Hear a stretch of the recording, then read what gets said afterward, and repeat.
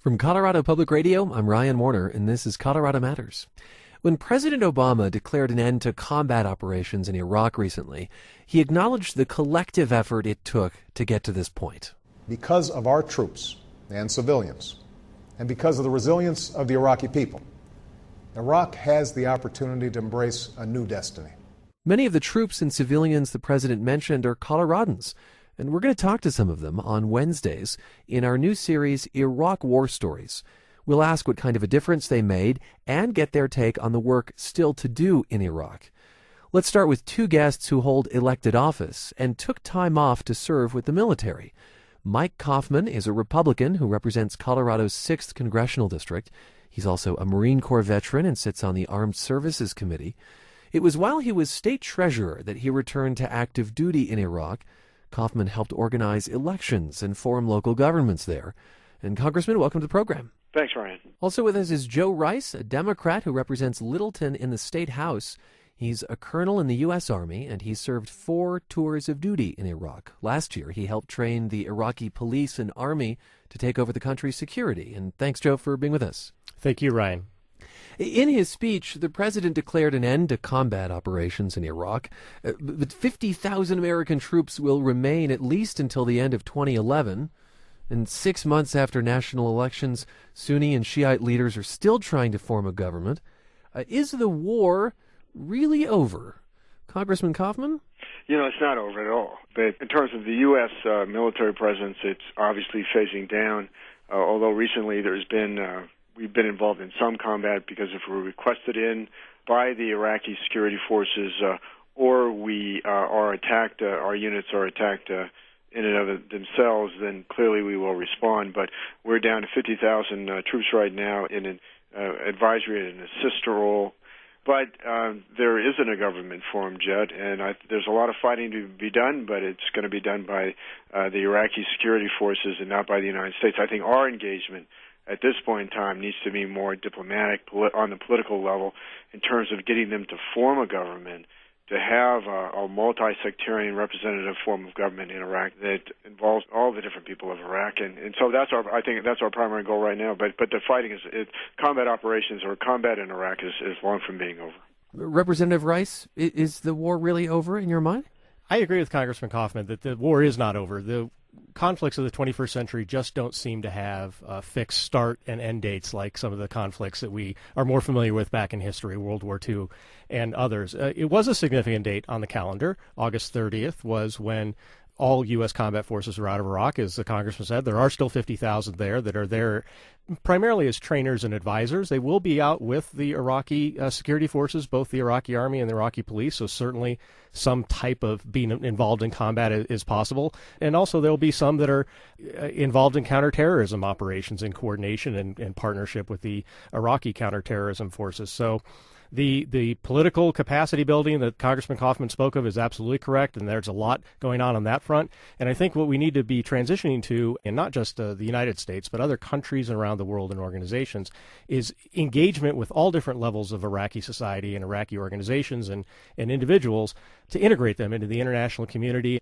so that they're not isolated and so that we can help develop everything from, like in a local police department in Iraq, forensics capabilities. That's something that civilian police agencies around the world do in fact do in other countries, help other countries develop those capabilities, and that's just one of many, many examples that could be necessary and useful in Iraq. Give us one more example.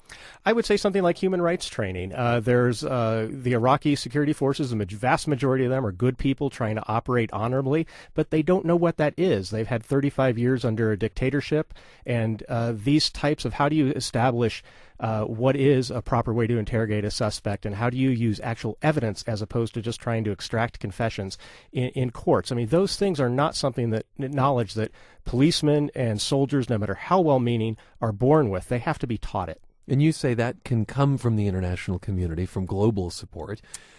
You know, I just want to throw this out. Did the United States win? And maybe it's too early to say, but Congressman Coffman, what do you think? Well, it is too early to say. I think that the mission that was entered into first by President Bush and followed on by President Obama is a high-risk, high-reward proposition. The notion that we could establish a representative form of government, a democracy, if you will, in the heart of the Arab Middle East, and that will lead to peace and stability that will spread throughout the entire region. That chapter is yet to be written, but I think that, we could have accomplished our security objectives in terms of regime change by not, having this large footprint on the ground of U.S. forces. I think we could have done it by providing direct support to the opposition forces against Saddam Hussein as opposed to invading the country. But I believe fundamentally that once in, we had an obligation to make it work and to bring it to a just conclusion. And I think that this administration has essentially followed along this timetable that is conditions-based, that has brought us to this point so far, which I think is a success in and of itself. But Iraq has a long ways to go to demonstrate its ability to govern. On the win question, Representative Rice? We're not going to have a victory parade. There's not going to be a firm date like there was in victory over Japan, or even an end to the war like there was in Korea. This is a different kind of warfare, and winning is much harder to measure. One way you can just say to win is that Iraq is relatively stable and is not either a direct threat to the United States or is not becoming a vacuum where threats to the United States can incubate. So that is certainly one measure that I think there is some progress on. But really, it's going to be years before, or even generations. I hope we have a pretty good idea over the next few years, and even in my lifetime, about how things are going to work out in Iraq. Some of your general perceptions there of Iraq today and the U.S. mission, and I want to get to some specifics of your own work in Iraq. You both have spent time there. Mike Coffman, as we mentioned, you took leave of absence as state treasurer to help organize local elections and form local governments. Joe Rice, you were part of a command training the Iraqi police and army to take over the country's security duties. Will you each tell us about a specific moment, a specific interaction, when you felt you made a difference? Congressman Coffman. Well, I think that or more to the point where certainly that I made a difference, the coalition forces made a difference, but where the Iraqis made a difference as well. And that was during the election, where we had really worked hard, in fact, did offensive operations 2 weeks prior to the election to get the enemy to keep their heads down so that attacks were minimized on election day so people could go to the polls and vote. But on one particular polling site in Al-Anbar province, it was attacked. And one of the Iraqi poll workers got a shrapnel in their leg, and the Marines swept in to medevac that person and take him to a battalion aid station to get the shrapnel out and get him stitched up. And he refused to be medevaced because he said he wanted to be there. He wanted to stay until every Iraqi citizen who wanted to vote that day, that had the courage to come out and vote, had the opportunity to do so. And so it was only after the polls closed that he allowed us to get him out of there and to get him fixed up. On that same question, Representative Rice, a moment you remember feeling like it wasn't for naught that you'd gone over to Iraq. One of the things I'm most proud of is that the local council system in Baghdad, that I was just one part of helping form and helping guide and helping give them information, is still functioning today. And they have modified some parts of it, and we never simply imposed something. It was always done working with them. But it's nice to see that there actually is a functioning local council system in the city of Baghdad that myself and other people from Colorado, like Peter Kenny, had a role in helping to shape. And this, if we walked into this council, it would look something like a Denver City Council meeting? It would look something like that. It would be a little larger, and there would be enough similarities that I think anybody who's seen a democratic local council operate and the things that cities do, I think they would recognize a lot of things by walking into Baghdad City Hall or Amanat, Baghdad. And is that a body that is made up of some of the different factions in Iraq, Sunni and Shia? And yes, it is. It's relatively reflective of the city's population: men, women, Sunni, Shia, Kurds, Christians.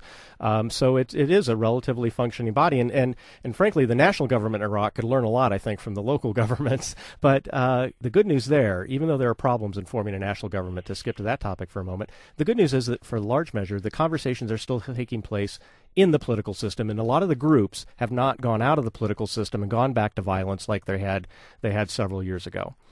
You're listening to Colorado Matters. I'm Ryan Warner, and All throughout the combat phase of the Iraq War, we were talking with Coloradans who played a role in that country, and now that the president has declared combat operations officially over, we're checking back in with some of them to hear about whether they felt they made a difference when they were in Iraq and to talk about the country's future.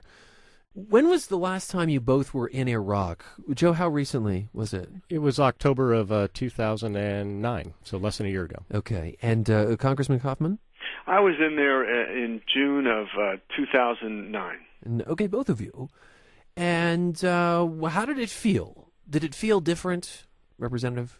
Yes, it did feel different, certainly than the other 3 times that I had been there. The first time was just a bit unsettled still during that first year.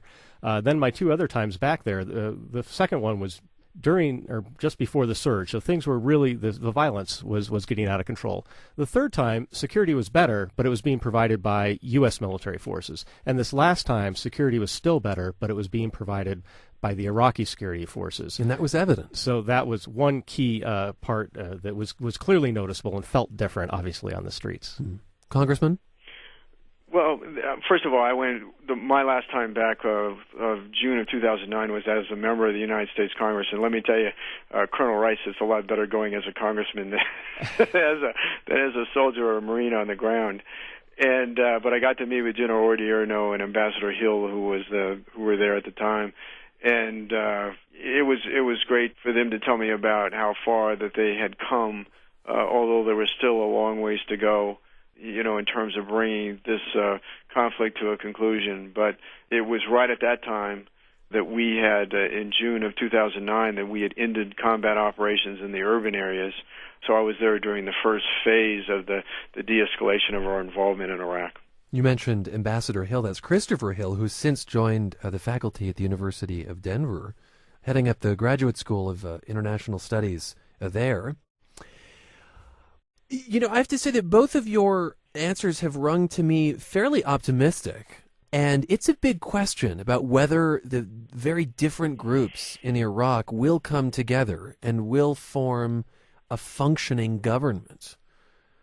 What if that doesn't happen? Or what if it doesn't happen quickly enough? Or what if it doesn't happen well enough? What then? Representative Rice? Those certainly are big questions, and I think I am somewhat optimistic. I think it's a realistic optimism. It's not based on just fantasy. But I am personally biased. I'm very connected to the situation, very close to it, very close to a lot of Iraqis and a lot of Americans who have suffered, and some aren't even here anymore. So I look for everything we can do to continue to positively influence the situation. If things go completely south over there, then we're going to have to, as a nation, evaluate what our options are that are in our own best national interests, as well as meet our obligations to the Iraqi people. It's hard for me to envision a scenario where we go back in militarily, at least in large numbers. But I think things are on a fairly good trajectory. Are they good yet over there? Absolutely not. There's much less violence, but there's still far, far too much. So emerging democracies often have trouble. All we can do is what we can do to try to continue to positively influence the situation. Ultimately, it's up to them. Congressman Coffman, if the government fails to gel, what then? I happen to think that it probably will. It may take a while. There may be some violence involved in the process. The Sunni Arabs are 20% of the population. They were the ruling elite under Saddam Hussein, and I think that they have the most to lose by not being incorporated in some type of a government, because they're really dependent in their area by having some distribution of the oil revenues to maintain their local economy and their governance and their standard of living. They really don't have a very well-developed economy. They've got some agriculture, but that's about it, but it's not going to sustain them. So I think at the end of the day, it's oil that's probably the glue that holds much of the country together, having some kind of equitable distribution of the oil. So, I'm still optimistic that the government's going to form. It took a long time last time after the last election. It seems to be taking longer this time, although we had a very close vote between the Alawi and the Maliki separate political blocs. So I'm still relatively optimistic about that. Right now, you've got the biggest threat, I think, to the government forming is Al-Qaeda and the Al-Qaeda elements in the country, and trying to keep the government from forming just due to sectarian violence in their attacks, particularly on the Shia. So there's still a lot of problems, but I think they're going to be able to form a government. Do you imagine that you'll both go back, Representative Rice? I certainly hope I go back to Iraq. We're still there for another 15 or so more months until December 2011. That's when all U.S. military forces under the present agreement have to be out of Iraq. And assuming that's not amended somehow. Yeah, and I think if it is amended, I think substantially that milestone will still be met. There may be some other ways in which we continue a relationship with Iraq through a NATO training mission or something like that. But clearly, all signs point to a much diminished U.S. military presence, if any military presence. So it would be, it was there at the beginning, a couple times in the middle. I would like to be there at the end. I'd be the last guy out on the last helicopter if they'd let me. But one of the things that I've been working with Congressman Coffman and Congressman Perlmutter from Colorado also on is an idea to continue a different relationship with Iraq. Kind of gets into the police training mission that we were talking about before. And that would be establishing relationships between police agencies or law enforcement agencies here in the United States and law enforcement agencies in Iraq to help aid that professional development and the continued development of technical skills like forensics and everything else. There is a model for this. In the 1990s, after the Berlin Wall came down, you had all these new countries in Eastern Europe.